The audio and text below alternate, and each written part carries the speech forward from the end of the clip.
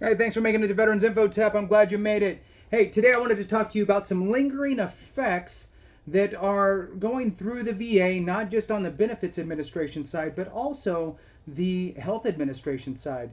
So it's interesting, and a lot of people aren't really up to speed with all the intricate pieces of VA and different rules and different things that we can do. So, like everything that I say, there's usually a nugget or two in there that makes your mind go, I never really thought of that. Now I know, so then I can figure it out later if I have to go that route. So there's a lot of nuggets in all these different things, and so if I notice them, I'll reiterate it, or I might say, here's a nugget, and that type of stuff. So with that, what I wanted to do was share this article with you. I received it from the Office of the Inspector General. It's one of their news release article type things. Received it, read the headline, and thought, I started to read through it, and then I just stopped and figured I'll just do it here with you. It's fairly short, so it won't take that long. So the headline is VHA, which is the Veterans Health Administration. Remember that the VA is a three-headed monster, right? You have the National Cemeteries component, you have the Benefits Administration, and you have the Health Administration. So obviously the Health Administration is the hospitals and clinics and all that stuff where you go seek care. Then you have the Benefits Administration, which is where we're filing for our disability benefits or maybe VA pension, educational benefits, home loan stuff, veterans readiness and employment, all those types of things run through the Benefits Administration. So again, the headline, VHA, the Veterans Health Administration, faces challenges implementing the Appeals Modernization Act.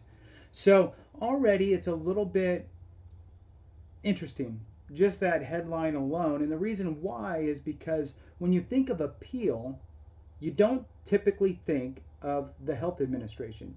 When you think of appeal, you think of the benefits administration and going through an appeal process for a disability claim. That's usually what I'd say 99% of us think. So already there's a little nugget here. Now it's not all the way out there, but it's letting you know that hey, maybe there's something else here to this. So hit the thumbs up for me, subscribe, share with a friend, all that good stuff. I really appreciate it. We're going to jump into it. If you're not a member, please consider joining. It does help the channel immensely, and it helps me to find you in the comments. So jumping back into this article, this just came out on September 7th. So the Appeals Modernization Act, AMA, of 2017 charged VA with establishing a new process for more quickly and transparently reviewing benefit claims decisions with which veterans disagree. Obviously, you disagree with the decision, you appeal it. So that's what that's talking about. Now, again, remember that headline was the Health Administration.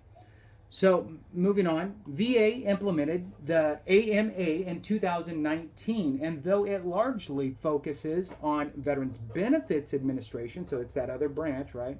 So the Benefits Administration largely focused there on benefit decisions. It also applies to those made by Veterans Health Administration. So it also applies to those made by the Veterans Health Administration, such as clothing allowances, which is processed, I guess, through them, right? Related to prosthetics use and reimbursement of non-VA emergency care.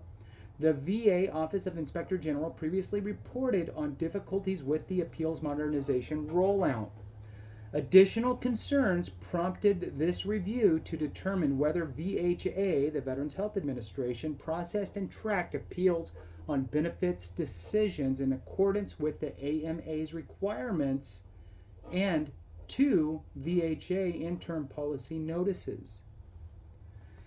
Based on the non-statistical sample of 180 decision reviews initiated between February 19, 2019 and June 27, 2022, OIG, the Office of Inspector General, found, and let's see, there's 2 bullet points here.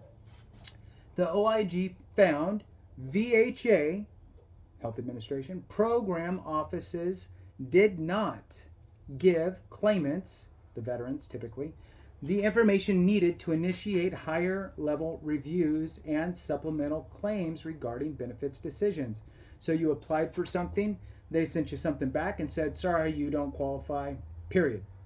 They didn't send you anything else in how you could combat that, dispute it, appeal it. So if you didn't receive something saying that you could appeal that decision, you're going to be left with, well, I can't appeal it. It's just, it is what it is. And you just move forward. So before VHA can process decision reviews, both the AMA and the VHA interim policy notices require that claimants receive an explanation as to why a claim was denied, steps for seeking further review of a denied benefit, and other information, which was omitted, apparently. VHA, the Veterans Health Administration, did not accurately track reviews because it did not implement effective systems, sufficient policies, or adequate training. VHA's many programs were operating independently, and most did not have effective tracking systems. The Veterans Health Administration's two interim policy notices required tracking but lacked specific information, and were in effect for only 1 year each. By not effectively tracking reviews, VHA risks not processing reviews or not granting veterans the benefits to which they are entitled. The OIG, the Office of Inspector General, made 14, that's a lot, 14 recommendations to the Undersecretary for Health to improve information given to claimants, centralized intake, and better track and standardize retention and decision reviews. And with that, that concludes that news release from the OIG.